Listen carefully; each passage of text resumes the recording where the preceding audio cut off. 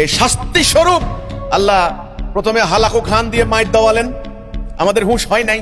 ক্রুসেডাররা এসে মায়ের দিল, আমাদের হুঁশ হয় নাই। সর্বশেষ ইউরোপিয়ান খ্রিস্টানদেরকে দিয়ে পুরো মুসলিম বেল্ট গোলাম বানিয়ে দিলেন। আজ পর্যন্ত আমরা গোলাম।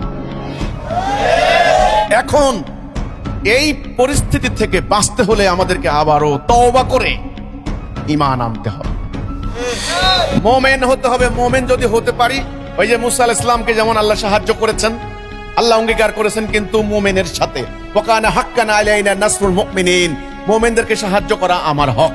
এক নাম্বার। দুই নাম্বার, আল্লাহ বলেছেন ওয়ালা তাহিনু ওয়ালা তাহজানু ওয়া আনতুমুল আ'লাউনা ইন কুনতুম মুমিনিন, তোমরা হতাশ হইবে না, তোমরা নিরাশ হইবে না, তোমরা বিজয়ী হবে যদি তোমরা মুমিন হও। তিন নাম্বার, সূরা নূরের 55 নম্বর আয়াতে আল্লাহ বললেন যারা ঈমান আনে, আমলে সালেহ করে, লা ইয়াস্তাকলিফান্নাহুম ফিল আরদ, দুনিয়াতে আমি তাদেরকে খেলাফত দেব। চার নাম্বার, আল্লাহ বললেন যদি তুমি মুমিন হও, কাফেররা পরাজিত হবে, মুমিনরা বিজয় লাভ করবে। তাহলে বিজয় লাভ করবে মুমিন, আল্লাহর সাহায্য পাবে মুমিন, দুনিয়াতে কর্তৃত্ব পাবে মুমিন, জান্নাত পাবে মুমিন।